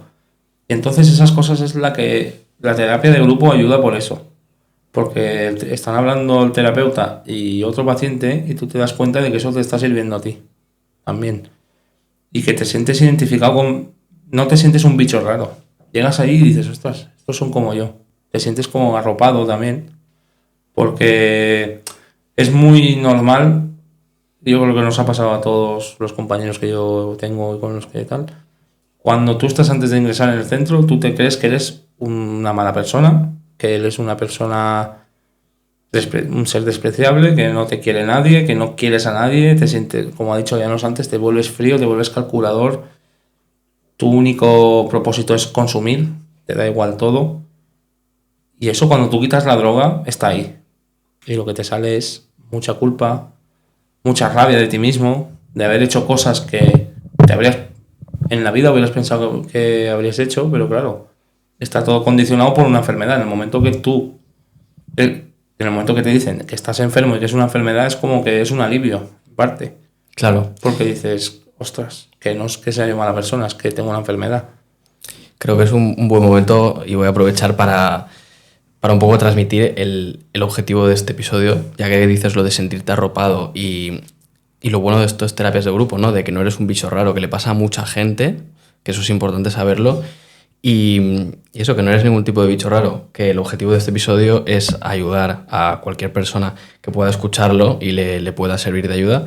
Entonces, aparte del contenido en vídeo, tendréis en la descripción información de contacto y gente a la que podéis acudir si tenéis vosotros un problema o queréis ayudar a alguien que conozcáis. Os lo dejaremos todos los recursos que tenemos en nuestra mano. Ya está, solo ese pequeño inciso. Y luego, por otra parte, yo también quería pedirte un favor antes de pasar con el siguiente tema que me interesa un montón. Y es que a todas esas personas que quizá todos conocemos, que no son adictos, pero no son adictos según ellos, pero son dependientes según ellos, se lo pueden dejar, llevan muchos años que si quieren se lo pueden dejar, pero realmente están en una fase de su vida en la que el tiempo es como que se para, la rutina siempre es la misma, que es la de no seguir hacia adelante, ¿no? Y mientras la familia pues sigue con esos problemas y la vida va evolucionando, ¿qué le dirías a esas personas que están ahí en ese ciclo, que quizá no están en el punto de que sea tan manifiesto, pero que en fin, que en base a todo lo que estáis contando, desde luego que se podrían beneficiar de, oye, voy a hacer una llamadita, ¿no? A ver, sí, claro. Es que llega un punto en el que tocas fondo, como decimos nosotros, que ahí es muy manifiesto. Ahí está claro que tienes un problema y que tienes que hacer algo. Porque o lo haces o te mueres, básicamente. O porque esto, o terminas en la cárcel, o terminas muerto, o terminas en un psiquiátrico. No tiene otro final. Claro, en ese momento que igual no está tan a la vista, es un momento para hacer un poco de introspección, contarte la verdad a ti mismo y decir, esto no tiene pinta de que vaya a acabar bien. Pararlo y ya frenarlo desde ese momento. Contactar con profesionales desde ese momento en el que tú ya sabes que estás consumiendo casi todos los días, que igual no has tocado fondo, pero si puedes no llegar a tocar fondo, mejor. Si puedes aprender de los errores que han cometido otras muchas personas, mejor que lo hagas porque tú toques fondo. Y ahora la pregunta que nos estamos haciendo todos a los profesionales, ¿es necesario tocar fondo? No, yo pienso que no es necesario tocar fondo. De hecho, estaba escuchando la pregunta y lo que me salía a mí es decir, los problemas o se afrontan o empeoran. Entonces, si la situación no es excesivamente problemática y podemos evitar llegar al ingreso, hacer ese parón, se puede. Hay gente que se recupera sin hacer un ingreso, solo con tratamiento ambulatorio, 3 terapias a la semana. Se puede hacer eso, pero claro, hay que parar el consumo antes. Entonces, mi consejo es ese, que si tienes un problema, por pequeño que sea, afróntalo antes de que sea grave. Lo importante es querer, ¿no? Hay unos síntomas que ha dicho Emilio que son de alarma, que los ha explicado muy bien, que a él le pasó, no les hizo caso en su momento, ¿no? Pero que sí que son síntomas identificables cuando tú estás consumiendo, los amigos te están diciendo, oye, para, que te estás pasando, ¿no? O cuando todos se van a casa y tú sigues y buscas, o cuando, mira, no es una cosa social, es que lo hago solo, ¿no? Cuando uno consume solo, pues ya es un mal síntoma, ¿no? Entonces, esa es la información y otras muchas, ¿no? que están ahí y esos síntomas de alarma hay que hacerle caso, ¿no? Hay que hacerle caso y no hay que... Tampoco vamos a esperar a que la familia esté harto de ti o te quiera tirar de casa, ¿no? Quiere decir, pues, que no te quieren tirar de casa o te digan o nosotros o la droga, ¿no?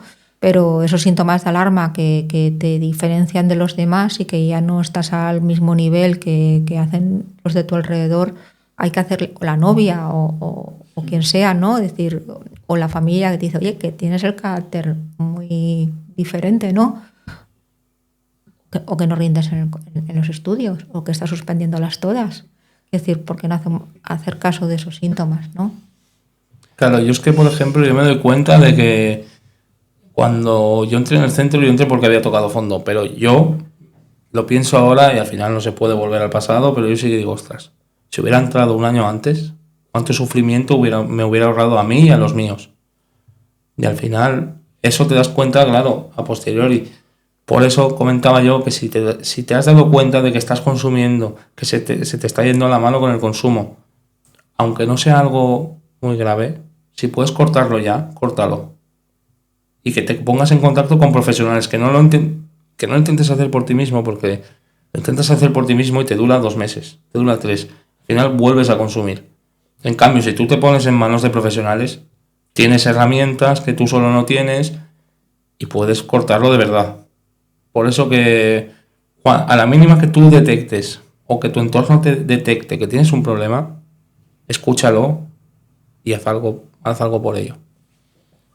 Y bueno, dicho esto, vamos al último tema, que es una enfermedad, como estamos diciendo, prevalente. Hemos hablado también de las redes sociales, pero esto es la ludopatía, la adicción al juego. Quiero ver cómo de prevalente es ahora, si vosotros también tenéis casos y estáis tratando con ello, cómo afecta todo el tema de apuestas online, apuestas deportivas, la accesibilidad que hay ahora mismo. Es un problema grave, ¿no? Sí, yo pienso que sí. A ver, datos de prevalencia a nivel macro yo no te puedo dar porque no conozco. Pero sí, claro que ahora mismo, bueno, estábamos hablando de factores de riesgo, estábamos hablando del tema de los teléfonos y por ahí empiezan, bueno, hay un grupo de personas que empiezan con el tema de las apuestas. Hablamos también del deporte, las apuestas deportivas son un factor de riesgo muy grande. Sí que tenemos casos de personas adictas al juego, ya sea las tragaperras, el juego online, lo que son las casas de apuestas. Y para mí eso es, vuelvo a lo mismo que decía al principio con la marihuana, ya es un problema grave a nivel social y económico. Bueno, pues yo creo que ya prácticamente todos vamos conociendo casos de personas en esta situación. Hay encuestas sobre esto a nivel nacional del Ministerio de Sanidad, tanto las encuestas estudios en estudiantes de 15 a 24 años como las encuestas de edades, ¿no?, que hace el Ministerio de Sanidad cada 2 años a nivel poblacional, que arroja también datos sobre las adicciones del juego, ¿no? Entonces, pues, a ver, algunos datos los está ojeando, ¿no? Entonces, hay también entre 1 o 2% de personas, ¿no?, que están adictas a diferentes tipos de juegos, que puede ser el juego presencial como el juego online. Más frecuente en los jóvenes el juego online, mucho más frecuente porque son más técnicos, lógicamente, y es más cercano a ellos. Y luego está el presencial, ¿no?, el tema de bingos, de apuestas de caballos, de diferentes tipos de apuestas, ¿no?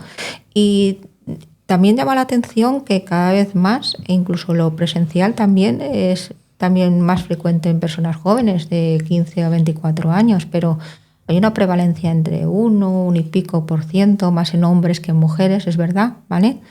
Y de adicciones, ¿no?, y de riesgo, conductas de riesgo mayor, prevalencias mayores, claro. Sí, no, tengo entendido que la mayoría de adicciones son más frecuentes en hombres, ¿no? Las de opiáceos, ¿no? Sí, las adicciones a sustancias tóxicas, benzodiazepinas creo que está más igualada, ¿vale? Sí. Pero en cuanto a alcohol sigue siendo más frecuente en hombres, aunque ha aumentado, las diferencias van disminuyendo, ¿no? Y en tema de cannabis, de opiáceos, de psicoestimulantes, también es más frecuente en hombres que en mujeres. Siempre con diferencias que se van haciendo más cortas, pero se sigue siendo más predominantemente en hombres, sí, en varones. Sí, y bueno, pues por contarlo, queríamos... un poco la idea nació de este episodio porque Luis y yo vimos una película que es Apostando al Límite y nos leímos un libro de Dostoyevsky que se llama El Jugador y ambos confluían en muchas ideas, pero habían algunos puntos principales que nos llamaron la atención y es un poco lo que nos despertó la idea de hacer el episodio de adicción. Y era el que tú piensas en adictos al juego y piensas en la necesidad del dinero, pero te das cuenta de que el adicto ya no lo hace por dinero, incluso las pérdidas le da igual. Es ese thrill de cuando están rodando los dados o está girando la bola en la ruleta. Esa sensación es lo que les hace adictos, ¿no? Y es lo que un poco nos despertó la curiosidad de hacer el episodio. De hecho, tenemos un fragmento del libro del jugador, si Luis lo quieres leer, que nos gustó. Sí, sobre todo son dos ideas principales. La primera es un fragmento que hemos sacado por aquí. Dice, basta ya, me dije, no puedo más. Pero apenas me levantaba de la mesa, se apoderaba de mí una angustia insoportable, un desasosiego extraño, tenía que volver. Era como si una fuerza invisible me empujara otra vez hacia la ruleta, no por ganar, no por dinero, sino por jugar, por el vértigo, por ese minuto de esperanza, de euforia, de poder. Esto también conecta con la idea de Al Pacino, la película, en la que básicamente lo que él dice y lo que pone de manifiesto es que él no hace las cosas por ganar, sino simplemente por esa última carta que está por salir, habiéndolo apostado todo, ¿no?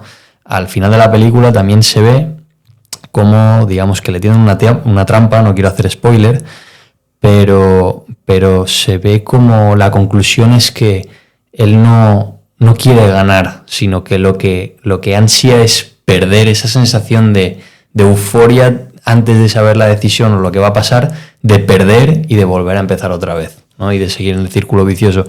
Y es curioso porque realmente no es ninguna sustancia que consumes y que tiene un efecto en nosotros, digamos, orgánico, exactamente. Entonces, esto es muy curioso, ¿no? Cómo se trata desde fuera. ¿Cómo se identifica pero es una sensación similar, ¿no? Es decir, tal como lo describe, esa conducta te está produciendo ese estímulo, esa euforia que te está produciendo una sustancia, ¿no? Entonces, pues es un subidón. Es un subidón de esperando a ver el último momento del dado, a ver qué saca, y ese subidón que tienes en ese momento y esa sensación de excitabilidad máxima, ¿no? O el ruido del dado, o cuando son las máquinas tragaperras, que es uno de los elementos más ludopáticos del mundo, ¿no? Es esa sensación de ruido de las máquinas. No hay una máquina tragaperras que no haga ruido. Todas tienen que hacer ruido, y esa sensación de monedas cayendo y de ruido girando, esos estímulos, ¿no? Acústicos que están, visuales y acústicos que están ahí, que te están preparando y dándote ese subidón tan importante que es parecido al subidón que te produce una sustancia. Sí, o parecido al subidón que te producen las redes sociales que se han hecho en base al estudio de básicamente las máquinas tragaperras o las ruletas. Cuando suena un móvil, que nadie, por poco o muy enganchado que esté, es incapaz de no girar la cabeza al primer segundo. Por eso acabas quitando las notificaciones, te llaman, no te das cuenta, porque es que si las dejas encendidas te distrae por cómo estudiado está y lo que se ha invertido, ¿no? en captar la atención de... Sí, de hecho a mí me gustaría comentar, porque esto que habéis comentado del dado, que el mayor momento de satisfacción, con la droga pasa lo mismo. El mayor momento de satisfacción que yo tenía, y que, y lo tenemos en común muchos compañeros, es el momento que tú le llamas al camello, te dice que sí que está, te dice que vayas, y ese momento en el que te dice que tú te dispones a ir, vas, lo tienes en la mano y consumes la primera raya, el primer porro, ese momento de 20 minutos, media hora, es el pico, yo creo, de euforia, de colofón, porque luego consumes la primera raya y llevas de ahí para abajo. Me encanta que lo hayas comentado, porque es exactamente lo que se comenta en la película. Lo comparan tal cual, como que no es el consumir, es ese previo, claro. ese justo de empezar, y luego compara con esos dados que están todavía girando. Claro. Entonces lo veo totalmente equiparable a lo que son las sustancias. Y de hecho con síntomas físicos de nervios, el estómago se te revuelve, sudores fríos, calor frío, es un desajuste total. Y de hecho es eso, esos son esos 20 minutos que una vez consumes la primera dosis, es cuando dices, ¿qué estoy haciendo? Sí. Es cuando dices esto, ¿por qué? Pero al final yo creo que es por esa previa. El momento en el que te dicen que sí que están, vas, lo coges y consumes la primera vez.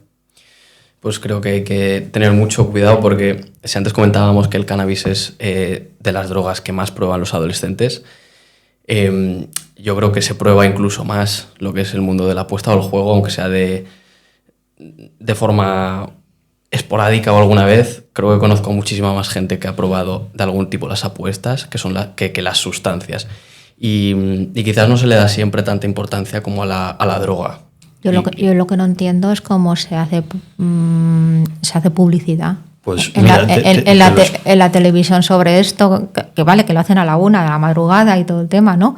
Pero bueno, es que no se hace publicidad al cannabis, ni se hace publicidad a la cocaína, ni los opiáceos. Vamos a ver en qué mundo estamos cuando hay tanta ignorancia los medios de difusión audiovisual y de información que permiten que se haga publicidad de las ruletas, de apuestas deportivas, cuando deberían saber, y si no, pues hay que salir de la ignorancia de que son tan adictivas como cualquier sustancia adictiva, ¿no? Y que ese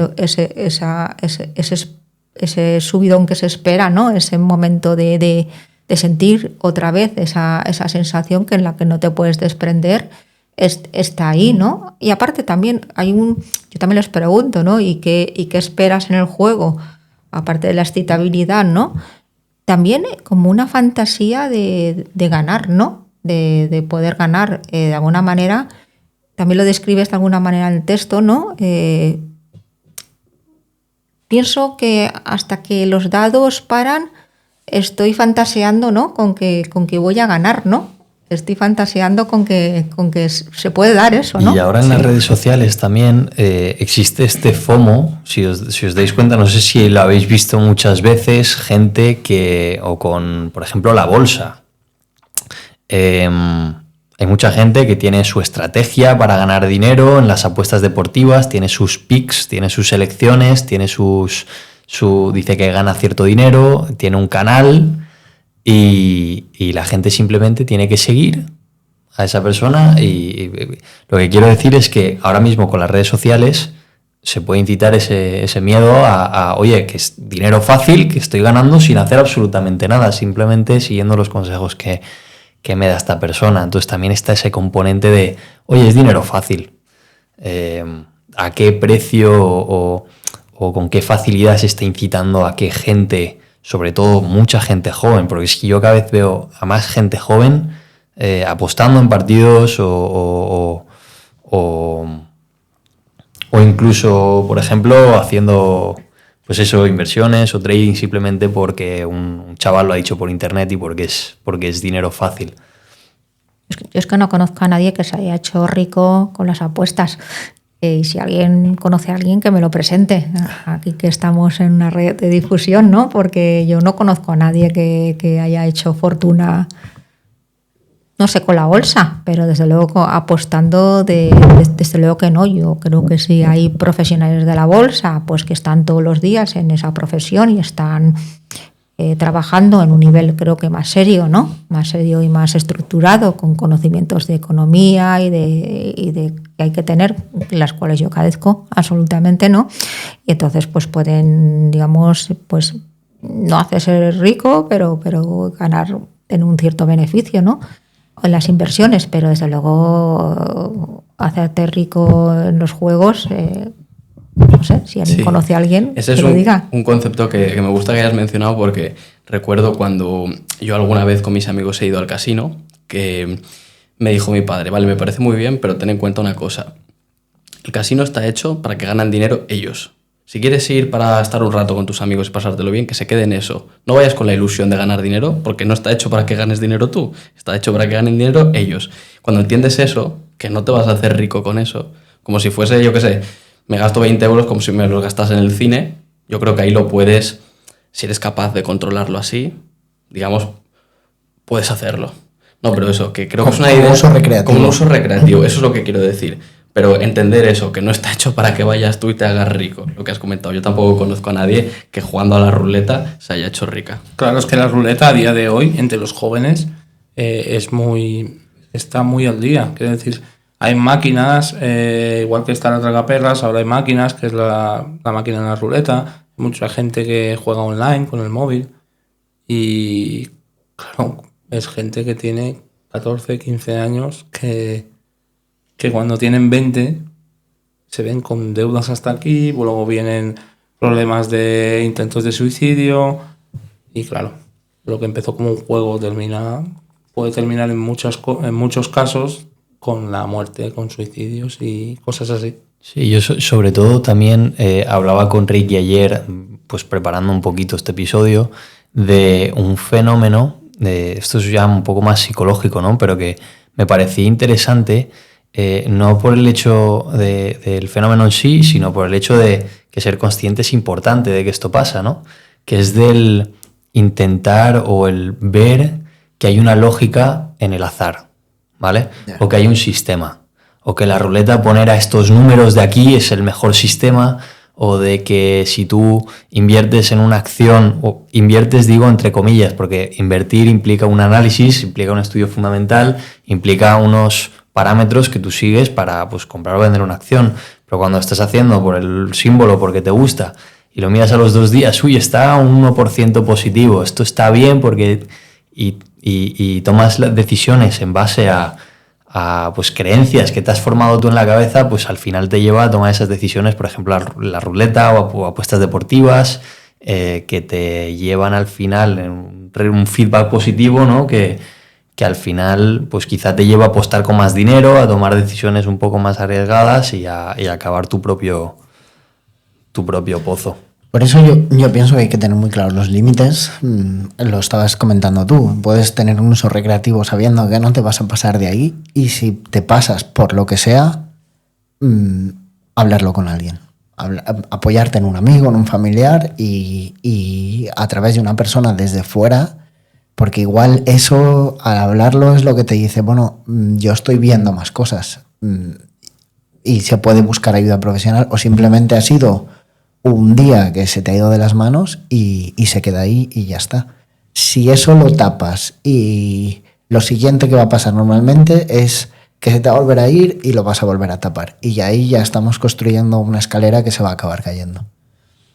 El tema es que está muy estudiado, el tema del juego está muy estudiado por parte del que lo está vendiendo, ¿no? Es una mezcla de visualizaciones, de sonidos, incluso de ganar algunas veces para notar la sensación de he ganado, ¿no? Y ese ruido de monedas cayendo, ¿no? O esa expectación de la ruleta, ¿no? Cuando has ganado, ¿no? Que eso te produce un estímulo de intentar volver a conseguirlo, ¿no? Y entonces, ¿qué pasa? Ganas una vez, pierdes 4. A la quinta la has conseguido, pero has perdido 4 por medio. Ganas una vez, luego pierdes 10, pero ya lo has conseguido 2 veces, quieres volver. Y entonces esa expectativa, lo que decía el texto de volverlo a conseguir, pierdo, pero voy a por ello, ¿no? Y esa excitación, pues, de conseguirlo otra vez, pues es lo que realmente está muy estudiado a través de ruidos, de luces, y de recompensas provisionales para seguir acumulando pérdidas, ¿no? Y es un sistema muy, muy estudiado por parte del que está dedicado a esto, a vender el juego, ¿no? Pero claro, evidentemente hay personas que van en plan recreativo y aquí lo dejo, ¿no? Y ya no vuelvo más, a personas pues que tienen esa capacidad adictógena, ¿no? Y que realmente fomentada por algunos factores más de mantenimiento que hace que te acabes enganchando duramente. Claro, esto no deja de ser al final el refuerzo intermitente, que está súper estudiado en psicología, que está en la base de otros problemas, como también últimamente se habla bastante, ¿no? Las relaciones tóxicas, las relaciones de pareja muchas veces están basadas en esto también, en este refuerzo intermitente. Súper interesante. Pues yo creo que hemos tocado ya un poquito todos los temas. ¿Cuánto tiempo llevamos ya? Llevamos ya 1 hora y 40. De momento nuestro episodio más largo. La verdad es que esta conversación tenía mucho de lo que hablar. Yo creo que lo hemos tocado todo y de una forma muy, muy buena. Así que nada, si queréis pasamos con nuestra pregunta estrella. Si queréis hacer vuestra aportación de canción para la playlist exclusiva del podcast. ¿Explicamos por qué? ¿O? Sí, normalmente Bueno, cada uno da su motivo de por qué quiere añadir esa canción en particular. Bueno, pues mi canción es Lodo, de Joel López, que es una canción que habla, que además está relacionada con esto, ¿no? Es una canción que ha estado en algunos momentos importantes de mi vida y habla de... El estribillo dice, del lodo salen las flores más altas, ¿no? Entonces, pues a veces de lo que más te hace sufrir es lo que te lleva a lo mejor en tu vida. Muy bonito. Sí, a ver, en mi caso es Joderse la vida, de Carolina Durante, porque yo esta canción la escuché en recuperación, me la dijo, de hecho me la dijo David, la escuché y estaba escuchándola y cada frase decía, ostras, es que esto me ha pasado a mí, es que esto es la historia de mi vida, relacionado a la adicción, de cuando yo consumía. Por eso es una canción que cada vez que la escucho digo, ostras, es que está muy ligada a mi vida en consumo, en cuanto a lo que describe la canción. Por eso me gusta para este podcast. Oye, pues gran aportación. ¿Alguna más? Bueno, yo estaba pensando en una, pero no me acuerdo del autor. Era cuando era pequeña, que se llamaba Clara la canción. Era una chica muy guapa que acaba destruida por las drogas, ¿no? Y cuenta la historia, pero no me acuerdo del autor, pero os lo diré si me acuerdo posteriormente. Sí, ahora la buscaré. Ahora la buscaré, pero cuenta cuenta la historia de una chica pues que era muy, muy bonita, muy joven y que acaba destrozada por las drogas. Y es raro con una canción. Me llamó la atención cuando era pequeña, fíjate que debe ser antigua. Que en una canción se cuenta una historia de esa manera, me hizo gracia. Muy bien, y por último, ¿hay algún mensaje que queráis transmitir cada uno de vosotros? Porque habéis dado 3 puntos de vista súper diferentes, súper enriquecedores, y ¿con qué mensaje final os quedáis cada uno de vosotros? Bueno, pues yo tengo una frase que todos mis pacientes se la conocen, que es del yo soy así también se sale. Que es el mensaje que quiero dar, que con esfuerzo, con apoyo y con el amor de los de tu alrededor, todo es superable. Yo, un mensaje que me gustaría dar a las personas que están en consumo ahora mismo es que sean honestos con ellos mismos por una vez en mucho tiempo, que se cuenten la verdad, vean la gravedad del problema que tienen. Y si pueden cortarlo hoy, mejor que mañana. Y que, muy importante, pedir ayuda de profesionales. Muy, muy importante. Primero, intentar pedir ayuda a familiares, amigos, y con ellos, conjuntamente, pedir ayuda a profesionales. Porque si lo puedes cortar hoy, mejor que dentro de un año, cuando el daño es 4 veces mayor. Yo el mensaje que sobre todo me gustaría dar es que escuches a las personas que te quieren para ser mejor y que no escuches a las personas que te quieren para ser peor. Sé valiente y olvídate de las personas que te animan a seguir un camino que sabes, en el fondo dentro de ti sabes que no es el correcto, pero no tienes valor para afrontarlo, para afrontar el cambio, ¿no? Para afrontar el cambio, pues escucha a esas personas que te animen para afrontar el cambio y que te quieren para ser una persona mejor. Pues nada, estamos súper agradecidos de que hayáis estado en este episodio con nosotros. Creo que vuestros 3 puntos de vista son muy complementarios y pueden ayudar a muchísima gente. Y Emilio, en especial a ti, porque creo que hay que ser muy valiente para estar aquí enfrente de la cámara y contar tus problemas. Creo que vas a hacer mucho bien. Así que nada, estamos súper agradecidos. Nada, vosotros también por dar visibilidad a este tema, que a día de hoy cada vez, por desgracia, está más al día. Y bueno, muchas gracias a vosotros también. Gracias por vuestro tiempo. Un placer. Gracias. Estamos en contacto. Y por dedicaros a esto, ¿no? Por dedicaros a esto en vuestro tiempo libre, que lo veo, pues, oye, muy importante y que dice mucho de vosotros, de verdad. No quiero daros. Sí. Esperemos que siga durante muchos años más. Venga, Muchas a gracias. seguir. Perfecto. Gracias.